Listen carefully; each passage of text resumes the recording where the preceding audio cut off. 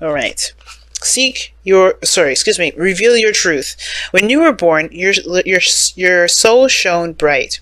As you grew, you were taught of right and wrong. You were taught of how to think, how to live, how to believe in a way that makes you fearful to say no. To disagree is to risk alienation from family and society, and so you hide your true thoughts and feelings behind a mask. That mask hides your light. Cast it aside. Embrace and live your truth and let your soul shine once more. Okay, so this is all, sorry guys, I hope that was my stomach, so my bad. But anyway, whoa.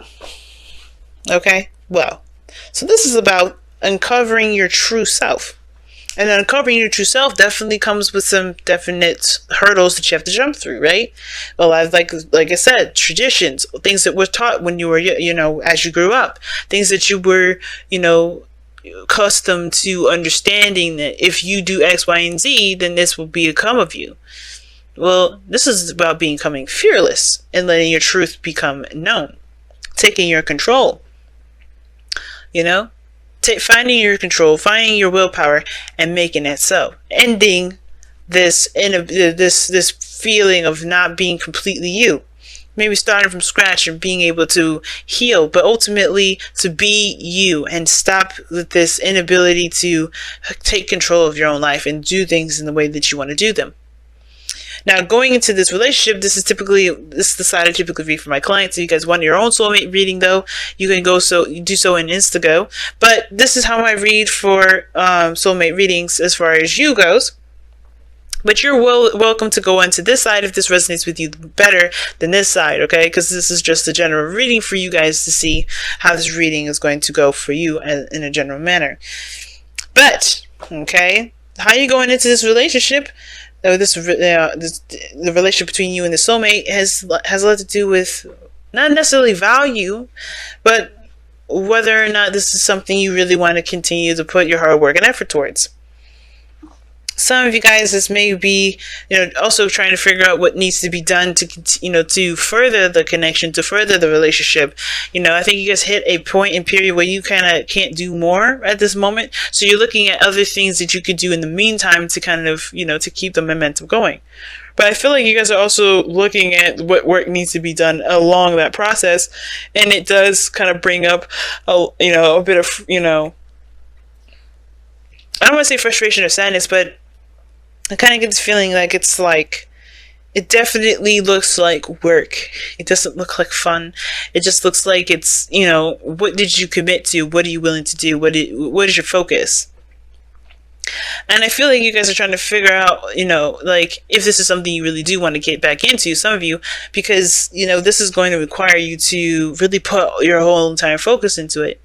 And you don't know if you're necessarily ready. You don't know if you want to do that, considering that you've already come so far, but you're still not at the point where you want to be. Now, the other person here has got the King of Cups. This person definitely is very much in love. This person knows what they want, knows what they feel, very aware of it. And I feel like with the King of Cups in the headspace, I always see this person as they know what they want, they know what they feel, and they know how they want to feel. And when I seen the Queen of Cups in a lot of the times, I've always felt like this person really loves this individual. This person knows who they love. They see this other person. They think about this other person and being romantic and dreamy. And I do. I feel like this person is very much in love with this person, which is why they're presenting themselves as the king of they're presenting themselves as the Page of Pentacles. They're offering perhaps some sort of commitment, some sort of love, or not love, but some sort of, if not a gift, then it's definitely some sort of offer of commitment and stability here. I don't think this person is I don't know if this person is taking their slow time, or being very slow. It could be that this person is taking their time with looking at something at a closer detail, right? And then maybe they're just kind of taking a cautious step and really looking at something very carefully, getting detail-oriented, glances at a situation. They're definitely seeing that they're taking the relationship in a very serious approach, right? They're really meticulous about how they move forward.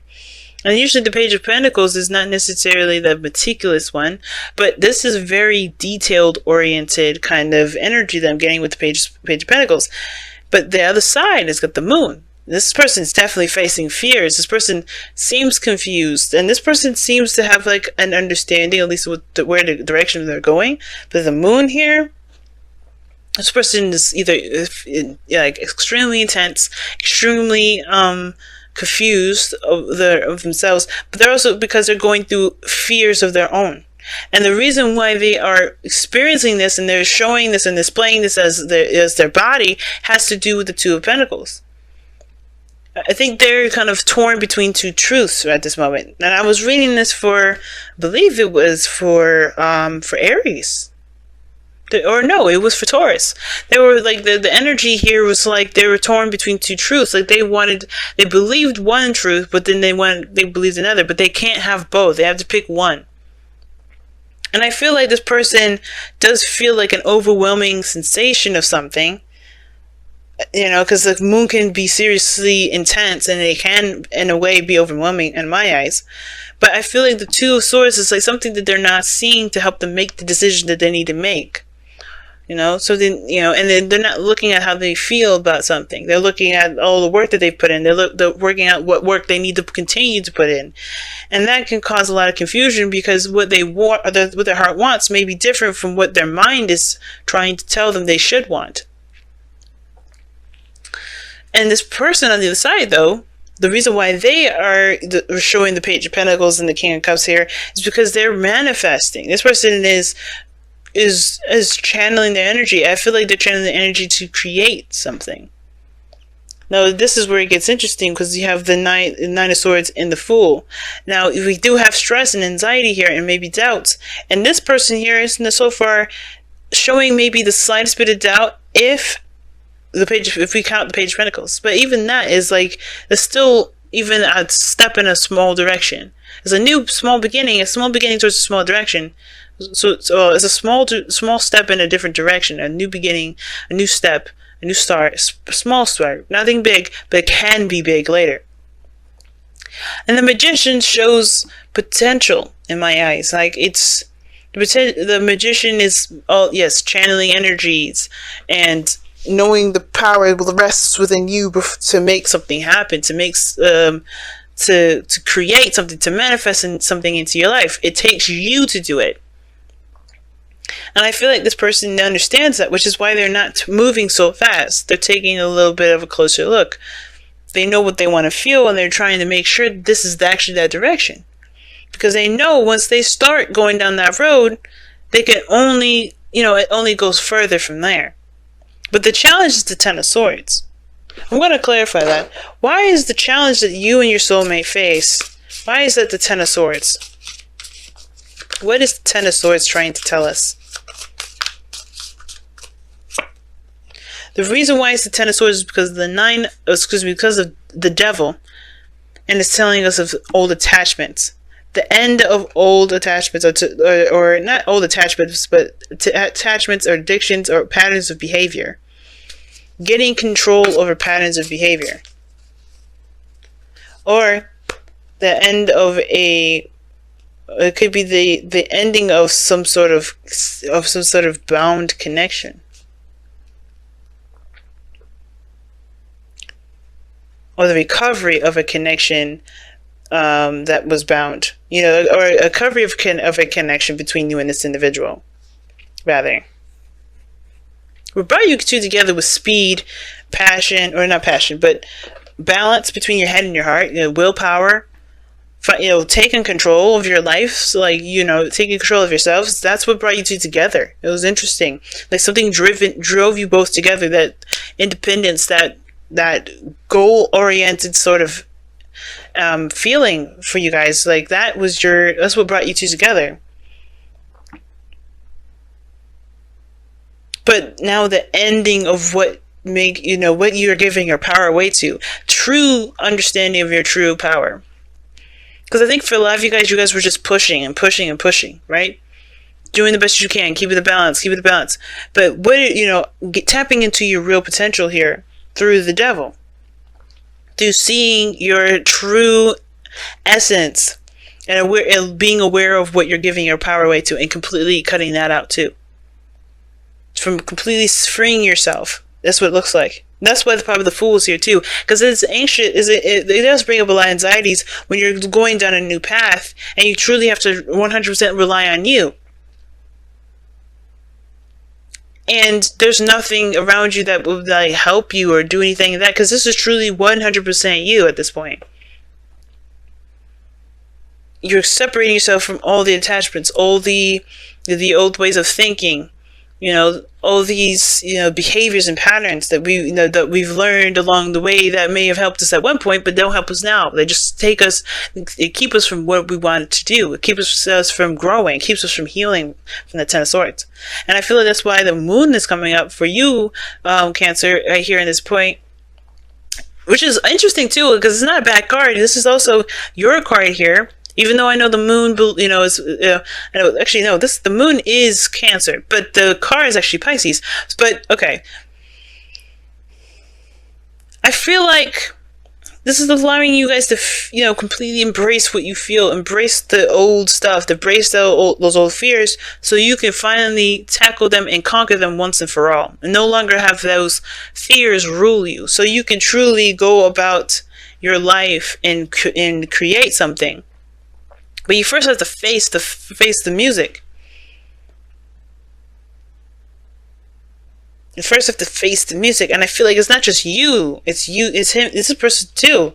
And now, even though the kings come up, it doesn't mean this person is a man, it could be a female too. Okay? But I feel like this is the complete break, this is like a break free, this is like a set free from all things. Getting your control back in, your power back, sure. You're getting control. Maybe control issues is what brought you guys together, or maybe something that you're trying to control or take control of. But now you're like releasing that need, or the thing that's keeping control over you. That's what brought you together, to truly find the power and the freedom within self, and not needing anything around you. Let's go and see what the Whispers of Love is saying here. Alright, you guys got two.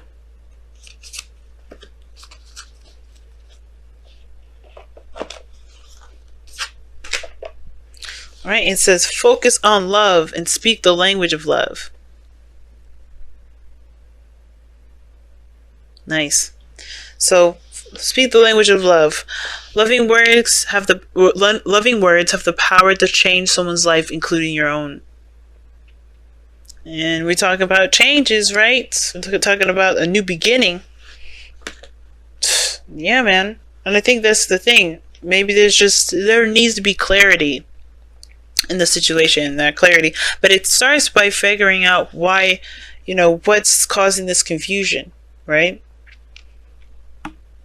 What are your fears going through this time of unknown and anxiety, trusting your intuition 100%? You're kind of, you feel a little lost sometimes too. And it's because it may be that because you're sitting on the fence still. You haven't solely found the truth that you're going to, wield, that sword that you're going to be wielding, that truth that you're going to have that will cut right through the confusion. Cut right through this, I don't know if I want to do this situation. The doubts that's building up here. Because we got doubts here. And it starts by facing the music. Facing what's going on. Being true to yourself and just being okay. If this is a connection, if this is a toxic relationship that you want to break free from, that's okay. If it's a connection you want to be attached to, but it's taboo because people don't accept it, that's okay too. But you have to face your truth, and you have to accept your truth and accept that people may not agree with it, and that's not gonna, and it doesn't matter what people think, because you're not gonna let anyone's outside influence, make you be someone that you're not. Because you have focus on love, that indicates look for good attributes in each and every person in your life. Now, it could be that you're looking at old things that happened in your past, like the reason why you haven't 100% committed to this relationship yet, or maybe that, you're having doubts about this relationship is because, maybe there's some things that this person here has done.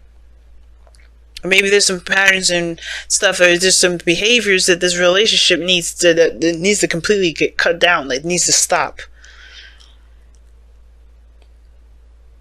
And I feel like this person maybe is trying, but you're not sure because you're still dealing with the fact that this whatever happened with this relationship, whatever caused it to be toxic, is over. And I think that's the thing, right? Some of you guys may be having to just, it's hard to see that there's changes coming about with this person, because this person's trying, this person's in love, this person's doing everything they can, wielding their willpower and using their self-control and their awareness of their strengths and their power to do what they need to do to change behaviors that will not continue. And it's hard to see that, especially if you're the victim of that. If you're the one that's subjected to that. And it could be the vice versa, right? It could still be that it could be the other way around. It could be that you are having to change your behaviors so to make sure that they don't continue. But you also build boundaries to protect yourself moving forward. Both parties. I feel like there's something toxic here that was here before that's ending now. But it's hard to realize that this situation may have injured your trust in some way. But I don't think it's impossible to continue to move forward. I don't think it's wrong to continue to move forward. Especially if you see there's changes with this person. Don't let the doubts of there being change keep you from having something that you want. Because there's good attributes. And if those good attributes are what's really the strongest thing, and you know that those things are there, it will help you make the decision whether or not this is something you can continue to work hard towards or not.